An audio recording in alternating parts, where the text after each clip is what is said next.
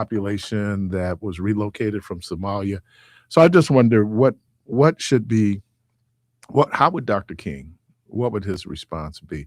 I don't know if y'all saw the episode of the Boondocks when Dr. King came back and his commentary on what he saw going on. Caller, welcome to the program. Good morning. Happy MLK Day. Thank you. Ooh, let me turn down this radio. But anyway, I love my black people and just enjoy. Let's just make a good day of peace. No killings, no shootings, and people that know your kids capable of stuff like that, check them. You know, got to parent up and let these boys know this ain't no game out here. You gonna spend the rest of your life in prison? Okay. Have a good one. All right.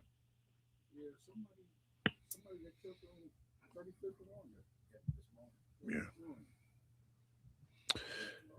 Well, violence is No, yeah, it don't. no. It don't. You would think like, now why you clowning on Christmas? Why you clowning on Mother's Day? But sometimes, the beef is just the beef. So Yeah, I mean, sometimes I'd be like, man, it is too cold to actually be outside committing a crime. Like, go they, in the house and wait till it warm up. Amy Klobuchar was on MS Now last night, Mm. and they was talking about the crowd because someone else got shot Yeah, I saw yesterday. that. So the crowd was gathering, and I had said this to my godson who was in the car with me. I said, people don't riot in the wintertime. No. So Amy Klobuchar, they said, well, are you worried about it escalating? She said, no, it's cold. It's cold. People going home. She from Minnesota. It's cold. Yeah. It's cold. Now, if it was warm outside, you'll have a whole night of unrest. Like, Oh, I mean, all night long. hit the liquor store. Yeah, all night. Yeah, hit the liquor store and And it is on. Yeah. It is Dr. King called riots the voice of the unheard. That people get to the point where they were sick and tired of being sick and tired. Yeah. And I don't know how history lines up, but we began to see riots in this country after the passage of both the Civil Rights Act and the Voting Rights Act. We started talking about, I think Watts was 65, and we've had I think they estimated something like 2,000 insurrections that they've had from 1964, to the present. And one of the things, and I didn't, because I'm watching this documentary called Power, and it's really talking about the formation of what we call police today. Mm-hmm. And I don't know if people know the history behind what you call police. They started off as slave catchers. Then they were put in place to deal, especially in the coal mines in Pennsylvania, to deal with the Eastern Europeans who came to work the coal mines. The Irish would come in, and so then, which was ironic that then the Irish didn't become policemen, but they came and deal, and then to deal with issues, especially in the South, around suppression of Black folks and keeping Black folks in line and containment. But they said that many of the insurrections started because of a police action. Something that a cop did that set off a riot. Wow. It never fails. Yeah, and when you kind of go back, and I wouldn't say in every instance, but in many of those instances, that's what it was. George Floyd, that insurrection was caused by a cop shooting George Floyd, right? Cop shooting down in Kenosha, set it off in Kenosha. So it is a response. There are some who had viewed the police as an occupying force in the community and there to contain. I remember during the Freddie Gray insurrection in Baltimore, and the mayor got up, and the mayor said something that, in a moment of honesty, that most people may or may not have heard. She said, what we need to do is contain. Make sure they don't get to business areas, right? And if you destroy your little neighborhood, that's fine. It's when it ekes out into other neighborhoods. One of the, and I don't know, after the Rodney King insurrection, um, someone pointed out when they did the statistics that 50% of the people arrested for looting was white. Yeah, yeah, that was like here after the Seville Smith shooting. How and I actually said this because I was watching how there was in the Sherman Burla area, there was, you know, uh, King Drive area, and I'm looking at all of these white people that's busting windows and Mhm. throwing stuff, and I said, wait a minute, The anarchist. wh- why would we go out to Oak Creek and do this in Oak Creek in Brookfield? Because you can't get to Oak Creek. My point. So I'm like, they coming down here, adding wood to the fire and pouring gasoline all over and then spreading, and we just joining in like, yeah, yeah. I believe, not to the organ. There is a loose organization of people who will show up for these things.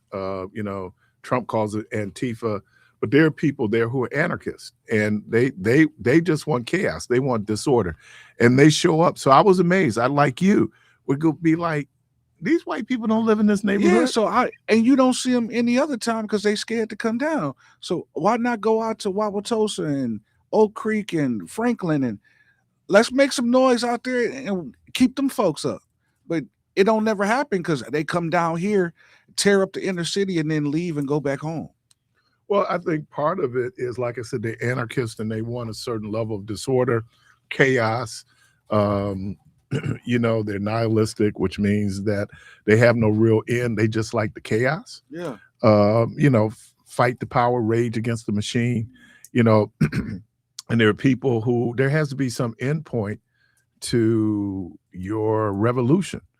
Part of the problem with a lot of people is that you will have a revolution, but then you don't have the competency then to run And lead what it, you yeah. just overthrew, Yeah. right? So you always have, so when people say it's going to be a revolution, I remember Al Sharpton was, brothers talking about revolution, we're going to do revolution. And Al Sharpton was trying to emphasize the importance of education. He said, some of you can't even turn on a light switch, right? So how you going to run a country? Yeah, you're going to overthrow something. You can't even manage. Yeah. It was by design in South Africa that the only thing that indigenous people could go abroad to study was education and religion.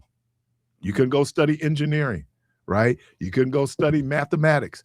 Those are the foundations of an industrial society, right? And if you don't have those skills, then you're still dependent upon the dominant group of people to make sure that the lights stay on. Yeah. And it's not that black people are not smart. Right. That's not it. It's by design. Yeah, when they you keep see the what's information from happening, us. what's going on in our public school Yeah. system. Yeah. Michelle was saying people were moving. How many kids are sitting in choice programs? How many people? So you depopulated the public school system, right? And so then what happens? And then it's a whole cultural piece about how we view knowledge and how we view education. And there was times, and I think my mom, and I know my mom's done a remarkable job. She did a remarkable job. But in some ways, I wish I was raised by a school teacher because when it came to learning, they were on that, and they could identify if the education wasn't taken. They know what they're looking at. They know the product. But I think that's it. And Dr. King was a phenomenal student. He had graduated from high school at 15 and a half, graduated from Morehouse College at 19, had been conferred his PhD by the time he was 26, one of the youngest PhDs in the country at that point. So when it came to the scholarship part of it, there was no lacking when it came to Dr. King. And, when Michelle was saying that people weren't down with him, the prime example is Dr. Joseph Jackson, who was then the president of the National Baptist Convention. And he was old school, and he thought that protests should be through the point like the NAACP. We don't march, we don't do social, we don't do nonviolent resistance. We let it resolve itself in the courts. The other thing was that there are people who benefit from the status quo, right? There are people who benefit from the oppression of Black people, and sometimes it's other Black people. And for them to be able to give that up, right? You know, what one of the things for some folks where they were so, you know, and I don't know how you feel about it, so adamantly against integration, talking about Black folks, was that they were benefiting from segregation. You know, there was an economic benefit for them. And so why should we change it? Why should we change it? And then I think the other thing that made Dr. King and others, Dr. King was a divinity school trained minister. And that caused a certain level of tension for folks who were not. Okay. And and it's still a dynamic today, to the point, and this is just an observation, that, you know, man, there's so many doctors that are pastors. Yeah. I mean, you know, doctor, I'm going, all these, you know, because when I was at American Baptist, you know, it was always great doctors. There's a whole lot of, you know, you beginning not just to see it in the Baptist church, but you're beginning to see it in the Kojic church, you know, where people getting doctored. They doctors. You are correct. Now, part of that is depending on where you got your doctorate from and how rigorous the academic regimen was. I'll say this, and man, it's almost like a magician giving inside information. Folks who would go, there is a divinity school down at Northwestern University, Garrett School of Theology. If you're going down there thinking you're going to study the Bible, you're going to be sorely disappointed. You're going to be sorely disappointed. Where if you go to Bible colleges, that's what you study. You study the Bible. I think there needs to be a combination of both studying the Bible, but also understanding that there are other thoughts that inform what we call Christianity. Caller, welcome to the program. Good morning. Yes, good morning. How are you? I want to fine, thank you. You got me on speaker? Are we on speaker? No, actually we're not. You're breaking. Let me see. I turned the volume down from the speaker. You're breaking up. Hello? Is it better? Why don't you do No, this? it's still echoing. Why don't you call right back because you're breaking up? We got a bad connection. Okay. All right. So the question, what would Dr. King's approach be today in the age of Trump? I think he would be highly upset. I think that, you know, I really honestly think that, you know, King probably would shed a tear, man, with all this that's going on and everything that he stood and fought for. We ready?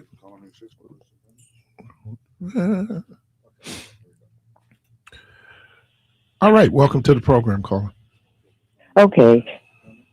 I think I still got a bad connection. No, it sounds good. Okay. I have written something in 2022 regarding Dr. King, and I wanted to share it if it's okay.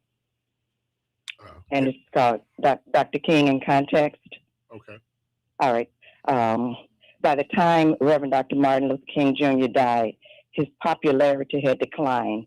Many enemies had arisen in state and local governments as the result of his calling attention to injustices against the poor and African Americans and the unproductive Vietnam War. There were objections to his nonviolent methods for social change from others. Establishing the Dr. King holiday gave him honor, but work to take Dr. King out of the context of his work. The focus became on him as an individual, not the true picture of Dr. King, the activist leader. Dr. King was an important part of a movement called civil rights, not the one who began it, not the leader, but a leader. He was frequently in consultation with his small, established team of collaborators. Dr. King consulted with leaders in the cities he traveled to. Dr. King obviously wanted to be appreciated and understood, but he always resisted being honored and praised as an individual. When he received the Nobel Peace Prize in 1964, at age 35, he stated, "I experienced this high and joyous moment, not for myself alone, but for those devotees of nonviolence who have moved so courageously against the ramparts of racial injustice. Those are the real heroes." The study and proper respect of Dr. King must include a broad view of the civil rights movement, a movement that definitely deserves attention. Organizations that Dr. King worked directly with were Montgomery Improvement Association, Southern Christian Leadership Conference. There were numerous other groups such as the NACP, CORE, National Welfare Rights Organization, individuals, college students, even the Nation of Islam and the Black Panther Party contributed. So that was just part of some thoughts that I had written down in 22 that I thought were worthy of sharing on this day. Thank you. Appreciate that. Thank you. Another caller, welcome to the program. Yes, sir. Thank you for taking my call. Assalamu alaikum to you, brothers. And as the sister just mentioned in her awesome statement, Dr. King met with the most honorable Elijah Muhammad. And that meeting, and when Dr. King began to speak out against the war in Vietnam, alongside, just as well as Malcolm X, things got... Malcolm never spoke. He didn't live long enough to speak out against the war. Well, then I stand corrected. So, but I know what Malcolm X stood for, and I know that the reason why Martin Luther King was assassinated was because he was on a list that was comprised by J. Edgar Hoover, COINTELPRO. They didn't look at the most honorable Elijah Muhammad because of his age. They looked at Martin Luther King, Malcolm X, Stokely Carmichael, and I think I might be remiss with one or two persons. But H. Rap Brown, the Black Panther Party. Right. And here's another thing that that is spoken of and that is written of, that is a book. There are 3 volumes of the book, The Hidden Relationship Between Blacks and Jews, 1, 2, and 3. And these books are compiled of information that was retrieved from archives of the people who wrote them, not information that Black people were able to compile on their own. And it bears witness to the involvement of people like those people who are a part of the Black Panther Party, who financed the Black Panther Party. And that's part of the reason why the Black Panther Party was able to be dismantled. And that's not to, cast a broad brush against anything, but the truth is the truth. And when Dr. King, after meeting with the most honorable Elijah Muhammad, and that meeting, and after speaking outright about the war in Vietnam, and him being on the list that COINTELPRO had, and COINTELPRO still exists today, they decided to kill our brother. Pretty much. Right. Yeah, I think that. Thank you. Right. Great documentary, if you want to watch it on HBO, called King in the Wilderness. And really talks about a period from, I think, about 1967 to his assassination in 1968, April 4th. That there were issues that he had prior to that, I think, coming out against the war. And he was in a tough situation because Lyndon Johnson had done a lot for promotion of certain agendas, and certainly the law change, the Civil Rights Act of 1964, the Voting Rights Act of 1965. Lyndon Johnson was instrumental and doing it, not to mention some of the other things he did in terms of anti-poverty programs. But then the war came out, and now you have a choice. How do you pay for the war, or do you pay for social programs? And so it came down to what is said, bread or bullets. It came down to bullets. But Dr. King took a courageous stand, where a lot of certainly he didn't have a lot of support from black clergy in terms of taking that stand against the Vietnam War. Um, when Michelle was talking about Muhammad Ali and his refusal to basically step forward for the draft, um, Elijah Muhammad and his two oldest sons during World War II were incarcerated because they were conscientious objectors to the war on religious reasons. And one of the background then on that decision of the Supreme Court, in effect, to it acknowledged that the Nation of Islam was an established religion, and if in their religion there is it would be a moratorium, or they're against the war, if that is brought, if that's arrived upon based on religious reasons, then that should be respected. A conscientious objector. Bayard Rustin also went to prison for not serving in World War II. So there have been people out there who have really made the sacrifice. Um, I think one of the things is for folks is that a lot of people want recognition. I think a lot of people like to shine. They like being out front. I'm the leader. I'm the community person. I mean, they get off on that. But if you're really out doing the work and you push up against the status quo and the power structure, as Christopher just pointed out, they're going to do all they can to bring you down. You're listening to Community Voice. Today is Thursday, January 15th, Dr. Martin Luther King's birthday. And so love to have you be part of the conversation this morning. 414-444-5250, 414-444-5250. Quick break. We'll be right back.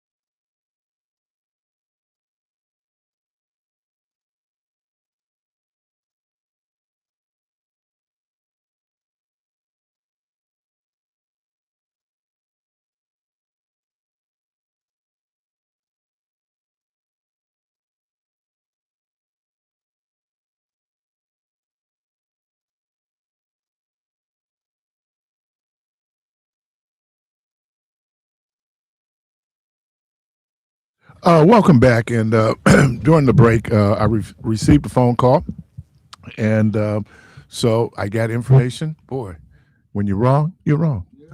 Yeah. Um, Christopher, Malcolm X was a prominent early critic of the Vietnam War, linking the struggle against colonialism abroad with the Black liberation movement at home, arguing that the war was imperialistic and racist, disproportionately affecting Black Americans through the draft, and saw parallels between Black Americans and the Vietnamese fighting for self determination. He connected the war to the broader anti colonial struggle and critiqued American foreign policy as hypocritical, influencing other Black leaders and soldiers who began to see the war as inherently racist, ultimately viewing it as a fight against oppression, not for America. So thank you, Brooklyn, for that. That is absolutely true. I was looking at time that when he was assassinated, and then what we saw the height, because they began to increase troop levels under Kennedy. I just watched a piece on Vietnam and how those folks, boy, never underestimate the will of a people to be free. Never underestimate. So thank you for that, Malcolm.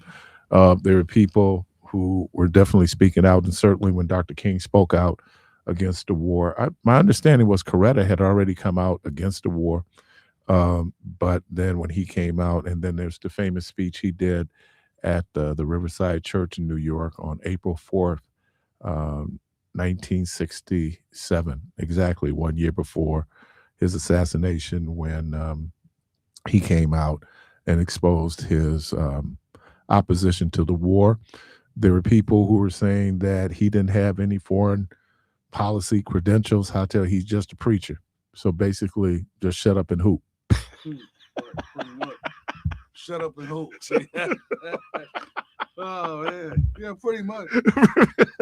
do what preachers do, just hoop.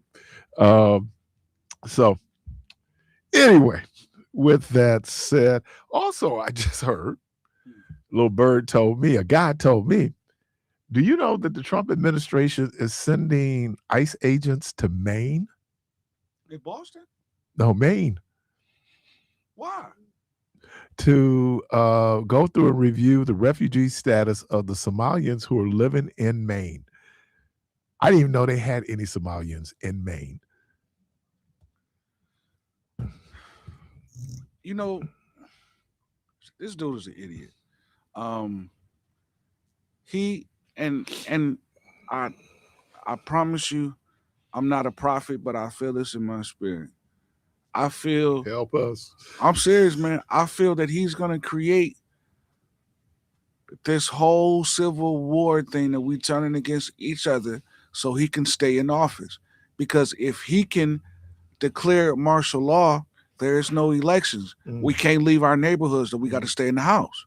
So this whole thing it's all the beginning. He's setting up the play. And he already said you won't have to vote no more. So if he didn't want to leave office the first time, what makes you think he want to leave office this time and he's making so much money? So what should be done? Man, they got to impeach this dude. Him and this whole regime. Who going to impeach? Who? Well, if they lose the midterm, then that's the still wouldn't leeway to have- start, but they probably still wouldn't have enough. But I think it's They going wouldn't to have take 70 votes to convict him in the Senate. But That's the I problem. think it's going to take some of the Republicans, some of their loved ones that's in the army and in the military for them to lose some of their Yep. family members There you to go. some of this nonsense. Once they start losing some of their family members to this nonsense, then they going to push back. But I'm telling you, as for sure as me and you sitting here, he's going to pull that card. And once he pull that card, we can't leave our house. We can't leave our neighborhoods. And how you going to vote then? So now the elections will be canceled. So what do you think about the response of the people there in Minneapolis to the ICE? I mean, you're seeing now where people are confronting. Yeah. Should more people be on the streets? No, I think because what Trump is trying to do, he's trying to get a rouse out of people. And it's happening because he already said that the federal agents would have full immunity. So that means that means even if you don't do something and I'm wearing a mask, I'm gonna shoot at you. And if you die, He can always Oh, well. He can always pardon that guy. yeah, If he was convicted, I mean, if he's convicted in federal court, he can always pardon him. Even before they charge him, he can pardon him. right. So, So it's like I can do what I want to do because I got money, I got power, and I got respect. Man, the Locks put out a song in early 2000 called Money, Power, and Respect. And those three things is what runs the country. Money, power, and respect. So sounds like the three temptations Jesus faced when he came out the wilderness. there you go. Yeah, from Satan. See that? Yeah. See that key? Yeah. Someone posted Maine has a woman Democratic governor who stood up to him Is that the chick that was it? Okay, so it's personal. when she was at the Yep. White House. Yeah, it's personal. So anybody that did this dude is like anybody that did something to him in elementary school, middle school, and high school, he coming after. This late in life, so it's like Well, elections have consequences. There were people who decided to sit it out in 2016, and here we go. Yeah, and we've been on a roll ever since. I don't know. Now, I'm not necessarily subscribing to the reason why so many people voted for him was because of the economy. I mean, if that is the case, because how do you balance what he's doing to people's rights? yeah. They're trampled over. I mean, I think that there is a significant racist, white supremacist population in this country. A whole lot. And to act as if, oh, we voted for the economy. No, there's some people really down with Trump's. Well, how he feel? Yeah, that he's only expressing what they're feeling. No, I mean that's what they like. When he gave the dude the bird, You almost did it. Okay. You almost. Nah. I forgot we're on YouTube and Facebook. Hey, I was Ricky Bobby moment. right. I was just trying to for the guys in the studio. I forgot that there are people watching. No, I mean there's a lot of people who want to be Trump. They like what Trump does. And it's crazy because they say, man, that office that he holds supposed to be so prestigious and patriotic. But I guarantee you, if there was a black man doing what Trump is doing, it'll be Man, they'd have been dust. Man, they just bringing the prestigiousness of the office down, and you don't do that as a sitting president. A tan suit. Right.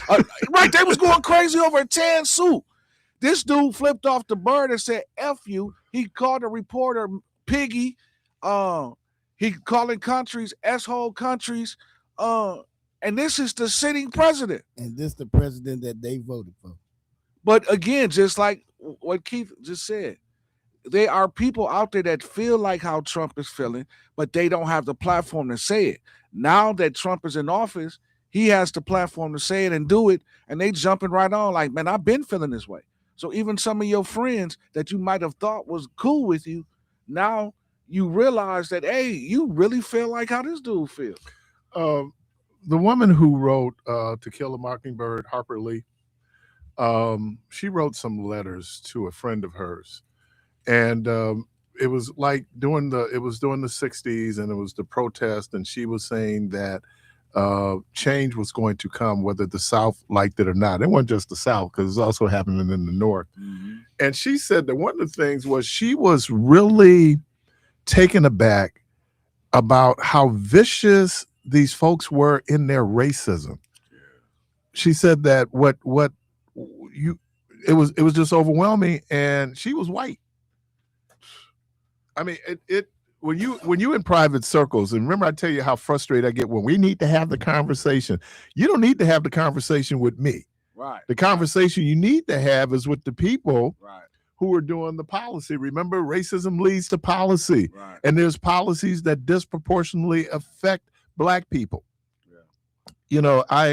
And let me shout out Michelle. I appreciate that. I always said that she would be the enslaved person who, when she had to go to Plantation Church, would be asking the question, why y'all talking about heaven and for me, and you living real good down here right now? That part.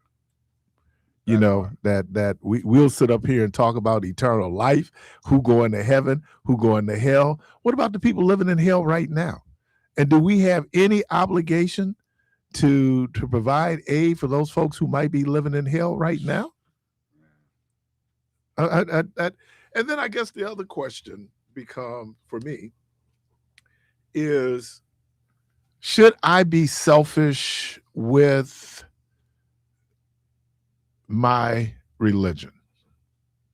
I mean, does if I go, I haven't done it, because my mom has moved, but when I'd leave the station, I'd go out to my mom's and I'd go down to Tonya, and I would regularly see there at the mosque, the Islamic mosque there on Tetonia, people, they're feeding the poor. Yeah. I'm trying to figure out what this should really be about, where, again, and I think it all kind of, it ties into Dr. King, because that was, what did he see the role of religion, and how did he see the role of Christianity? And, for him, it was about justice. It really is about justice. And we don't have a whole lot of people. Certainly it's rare. I'm reading a book right now, and I think this guy kind of captures where a lot of pulpits are. He's saying that in the Black church, that we have given up the gospel to preach politics. Wow. We've given up the gospel to preach That's politics. kind of true. You think so? Yeah, because you do hear it a lot in church. Well, it really depends on what church you go to. I mean, it come up because of what's going on. What do you mean? You know what's going on. Oh, in yeah. the world. life, That's why yeah. I come up. So you hear so much. Yeah, the name of the book is by Eric Wallace, and it's called The Heart of Apostasy: How the Black Church Abandoned Black Biblical Authority for Politics. I disagree with him. I tell you, I heard this white preacher on Jimmy Swaggart, and he was saying, he was talking to one of his black preacher friends, and he said, I was listening to the messages, and he said, do you know that 80% of black preaching is on victimhood? He said 80% of black preaching is on victimhood. And I kind of went like, now, okay, first of all, I'm always going to be reactive. What, racist? But his point is, and then I started listening to, because, with YouTube, you can hear anybody. You might be able to hear a little snippet of me out there. Anybody. Tell me if I'm wrong. We talk about our enemies. We talk about how the devil oppresses us, right? We talk about how we gonna overcome. That feeds into prosperity gospel, where it says that, God will bless you if you have this type of faith. But they're not up preaching about justice and how many of their congregants are being victimized by this racist system. No, they're doing what Michelle said. Don't worry about it. You're going to die and you're going to go to heaven, and God will straighten it out then. My question is, why do black people have to wait and nobody else has to wait? I'll wait.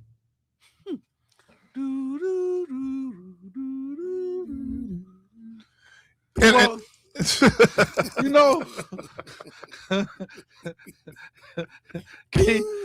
you're right. It's just like the light bulb just popped. Bar George, I got it. No, but that is something that you do hear. After a while, it's gonna work together for your good after a while, which is okay. I understand. It might not. But that's a reality. It might not. But yeah, okay.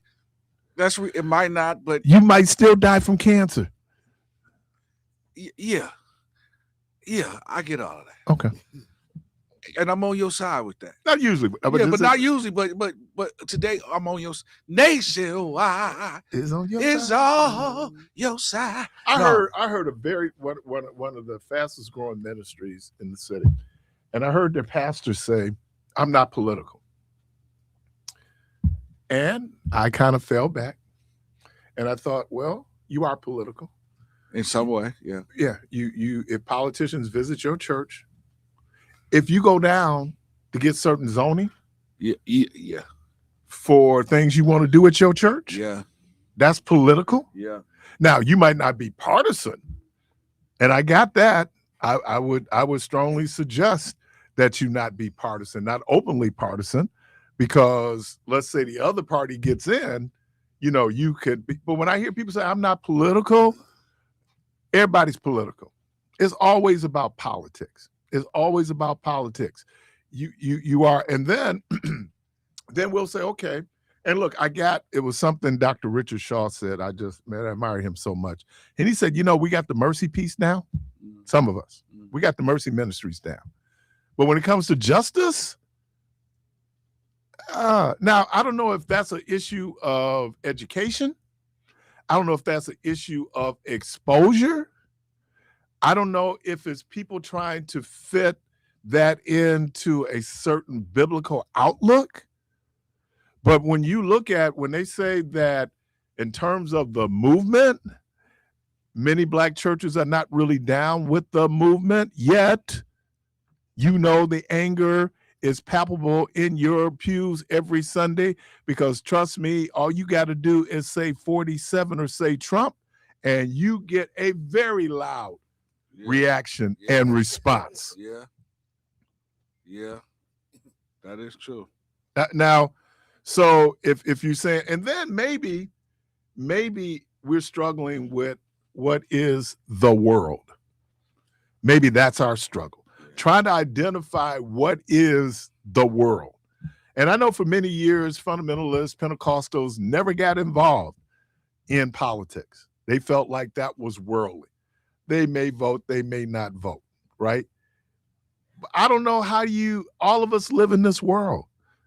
And we're all sitting here trying to politically figure out how to manage ourselves in this world.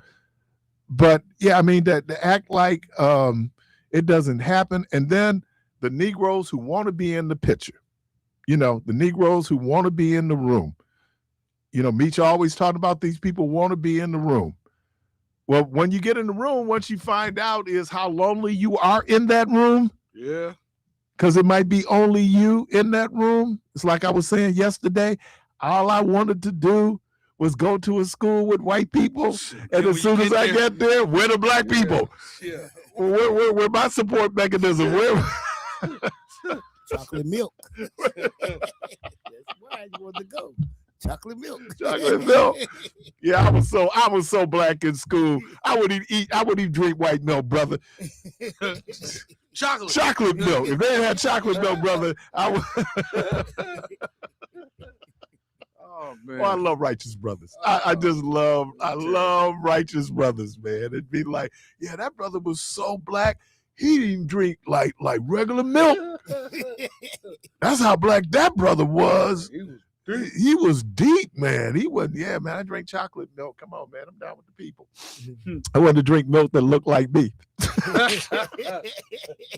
Well, then, if that's the case, then you need eggnog. You gotta drink eggnog.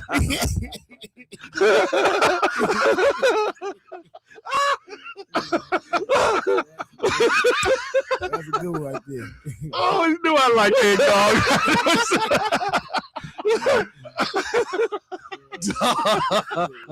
Yeah, brother, I had my dashiki on.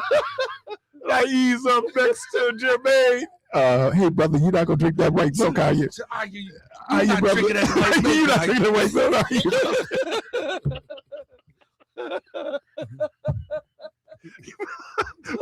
We didn't take a break. You're listening to Community Voice. The phone lines open. We'll be right back.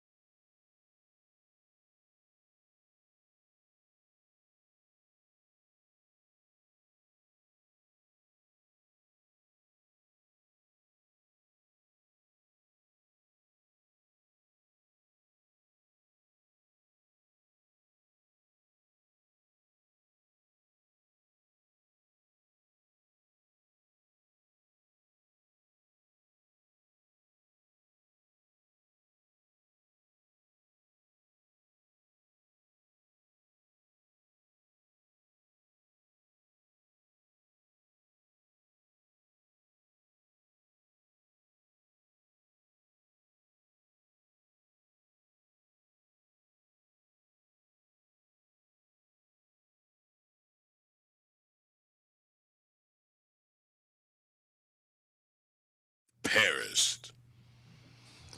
All right, welcome back to Community Voice. I don't know if anybody had text me and put in that the white milk is if it's okay if it comes from a brown cow. They better not. Where did chocolate milk come from? White cow? They better not. We gonna be like stupid. All right. That boy ain't got no sense. All right, is there something in the Bible that says that followers should not vote because the Jehovah's Witness said it is against their religion to vote? I don't think there's anything in the Bible about people voting because most people during the biblical times weren't voting. They couldn't vote. There were no votes, right? I mean, especially if you lived in Palestine, that wasn't how it was. I mean, it was the Lord said who your leader would be, and it wasn't an election. So no, I wonder where that came from in terms of people but no, the Bible, there's no prohibition that I know of. And I think that probably gets back into that whole nebulous term we use, the world, right? Carnal things, affairs of the state. Because Jehovah's Witness also will not do the Pledge of Allegiance. They will not sing the national anthem. And I appreciate that. I don't know, why we would why we wouldn't it seems to me like I told people I'm uncomfortable with American flags in sanctuaries. I'm really uncomfortable with that. I know many churches have them in there, but I'm just because of what that flag represents, and it seems to me that is a a sacred space. I think the other piece of it is that there is an Americanization of Christianity, and in that you have people who the white Christian nationalists who like the question we had, was that yesterday, the day before when we talk about who can tell you what to do in your bedroom, right? Well, if you look at Christian nationalists, they believe they should be able to tell you what you should do in your bedroom. And so I don't know if it seems to me that religion should be something that I freely embrace or freely practice. But I don't know. I mean, and like I said, there were dynamics when Dr. King. Now, one of the things, that when people talk about, I don't think that with Dr. King and Dr. Jackson, that it was just a diversion on the view of how we should deal with issues around social justice, and particularly how it impacted descendants of enslaved Africans. Dr. King also either threatened to run or ran for president of the National Baptist Convention. Okay. So if you talk about making an enemy, then certainly he's made an enemy out of Dr. Jackson, because even when I was coming, I became aware of Dr. Jackson probably in my early teens, and people talked about how difficult it was to get him out. And because once he got entrenched in power, he loved the power that he had as president of the National Baptist Convention. And it wasn't, the issue after, I think, 63, 64 with King and the convention, and then they started progressive convention, because that's the thing about Baptists. We divide. If you look at the one thing, how many Black Baptist churches came out of somebody else's church? That's what we do. We divide. And there's a lot that goes into it. There's a lot of dynamics that go into it. There are people who feel like they were called to be pastors. They may or may not get the church that they wanted, and so then they go and they establish their own church. Gives them a certain level of control and power, and so they have established their own churches. Metropolitan Baptist Church came out of Calvary Baptist Church. It was a church split. There are other churches. New Testament Church came out of their founding members came out of Mount Moriah, Metropolitan, Calvary, and some other churches. So that's what we do. I mean, it is the very word denomination means to divide, right? So that's what we do. And there's a lot that goes into it. I'm not going to say what is and what isn't the Lord, what is divine. These human institutions were created by and for human beings.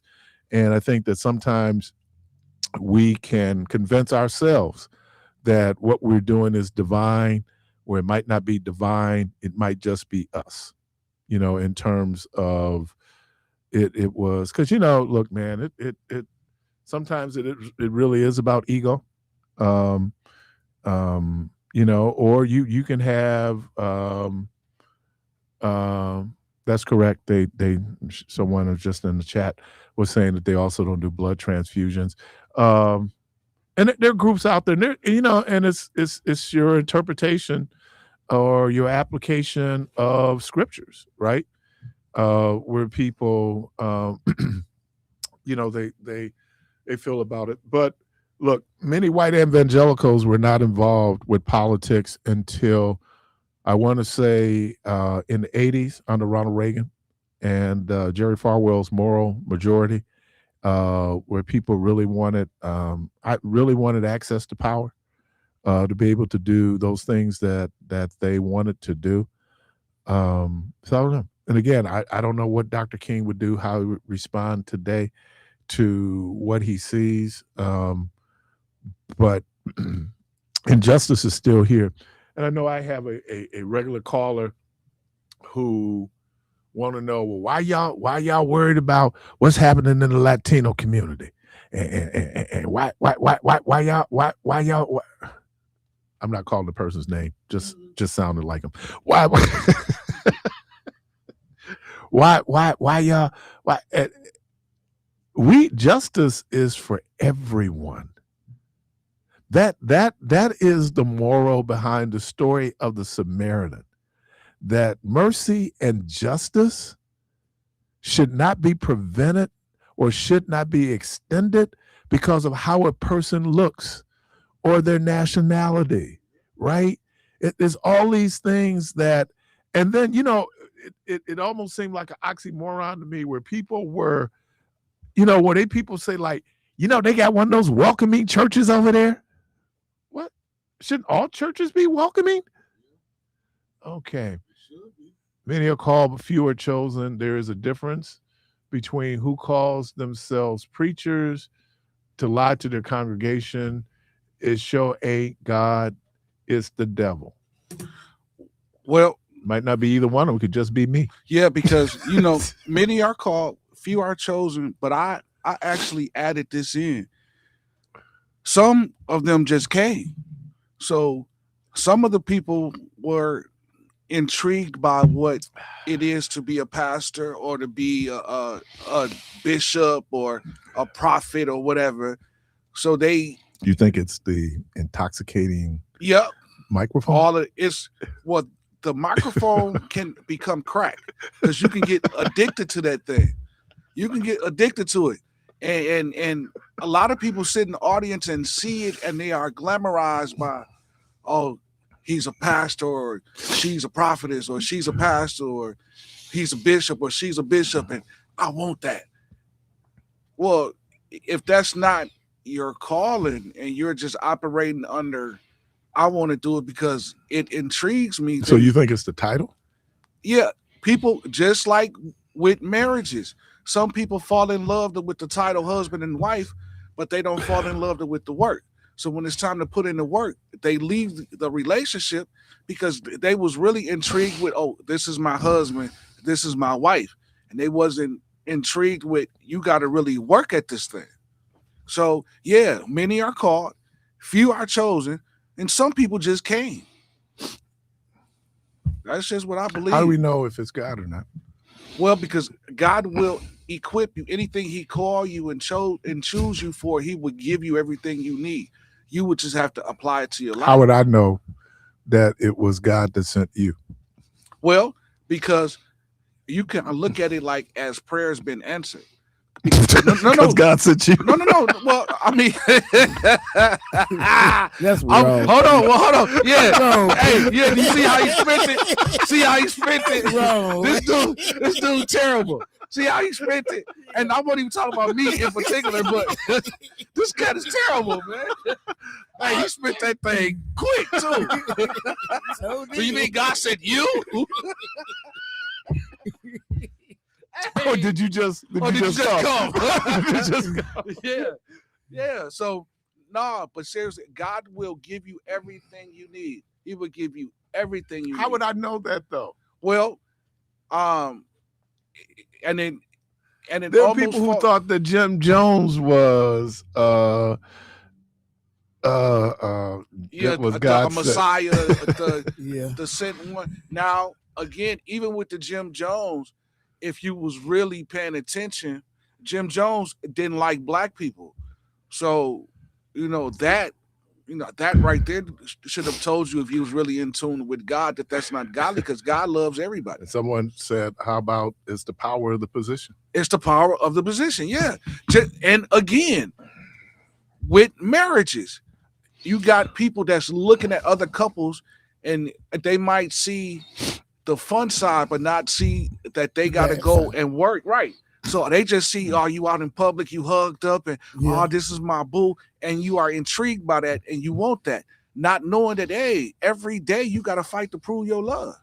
Like every day you have to work, but you just so intrigued with, that's my husband, because your friends is married, so you want, that's my husband, that's my wife, hey, but after all of that wore off, and if you don't have the will to walk through this thing, you gonna break up.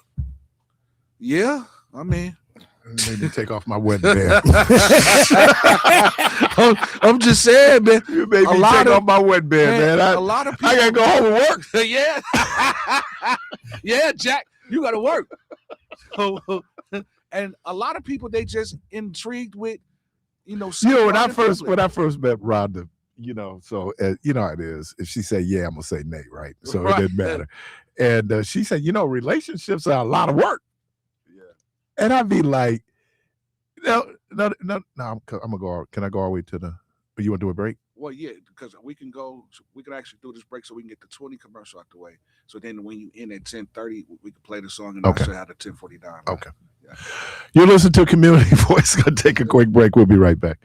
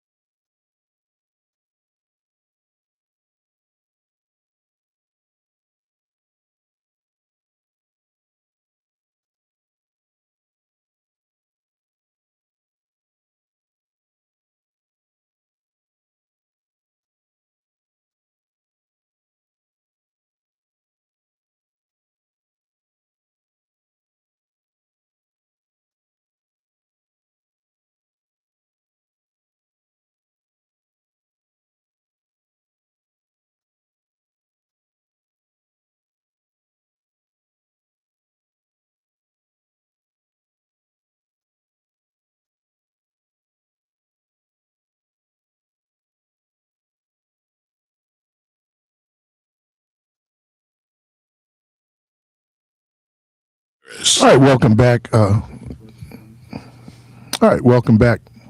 All right, well, no, welcome back. Caller, welcome to the program. They hung up. And the pastor said one time that her favorite gift, our pastor said one time that her favorite gift was money. Okay. Well, yeah. Well, I can tell you what my wife says. I quote her all the time. She said, "If you love me, buy me something." That's because don't tell me. Show me. But her show love me. language is Huh? Read that. What that would say? How many years Jermaine been married? He sure is knowledgeable. well, you know, I've been to the mountain. I've been baptized. Hey, Happiness Donuts, let me share something with you.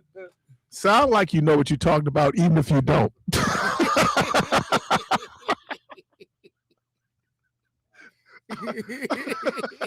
Say, man. Use that voice of authority, even though you don't even have a clue. People won't know. Caller, welcome to the program. Good morning. Good morning. Hey, I'm in tune to the view, listening to my sister talk about y'all president and his administration, but at the same time, I just love my black people, but at the same time, let's say this. All us WNOV listeners, hope the new owners or whatever y'all was talking about last night, stick with the same type of program or we won't listen. All right. Unless we're going to flip the script and go like your other company. All right. That's fair. All right. All right. Let's see. If God loves everybody, does he love those He loves the leaders. The leaders that are deleting innocent people? This God thing is out of control. I am God. Psalms 82:6. God says, I said, you are God's. I am so confused. Yeah, that. Okay, you stop if I say yes, then we don't have to go further. If God loves everybody, yes, you stop there, right? The leaders that are deleting. Are there exceptions? Yeah, because well, no. There is no exception. Okay, because God loves everybody. He just don't like what you do. He don't like the sin. So he loves you. Is God don't like ugly in the Bible? That I haven't seen. Just like good things come to those that wait. That's not there. That's not there. But you can actually turn it spiritual because good things come to those that wait. They that wait upon the Lord, he shall renew your strength. So you can tie that in. Right. But however, bad things come to those that rush. So that's the flip side of good things come to those that wait. The flip side of it is bad things come to those that rush, to which is true because you can rush into a relationship and miss all of the signs that's in front of you. But because you're rushing because you want it so bad, you end up in a bad situation. John Wooden had a great quote where he said that that he was saying that okay. I call it okay. God, I forgot what I was talking about. John Wooden said, be quick, but don't be in a hurry. I like that. He was just talking about how you can move with a certain level of quickness, but you don't have to be in a hurry because when you're in a hurry, you're going to make a lot of mistakes. You're going to miss some things. So be quick but be in a hurry.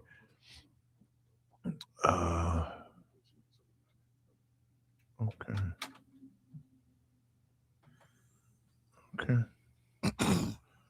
Okay. All right. Caller, welcome to the program. Mr. Parris, and I hope not to upset the listening people, but my bad. God don't love everybody. Everybody be talking about God, unconditional, like God just like this blowhard with this love stuff. You know what I mean? There are conditions put on God's love and God's acknowledgement Would that and make God God's capricious and arbitrary?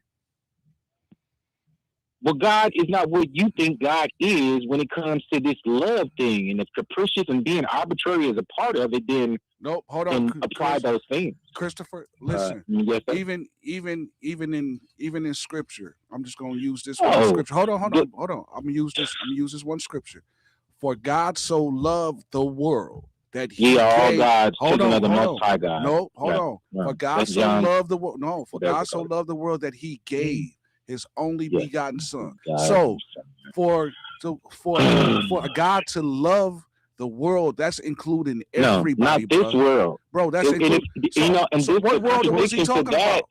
The contradiction to that, or the answer to that, or the counter to that, is that how could he be a lover of this world when he says of this world is enmity with him, and that if you were of the world would love you, and that why would Jesus say that you are not to be of this world? He also said in this world, but not of this world. He also said, Christopher. How does that mean? Where's the logic in that? Christopher, hold on. He said also that ye are all God's children of the Most High God. So if I am a child of the God, the children, ye are all God's children of the Most High God. So if my Father is God, Allah, then I'm his son just as well as Jesus, everybody else, or Muhammad, or Zechariah, or Ishmael. Wait, hold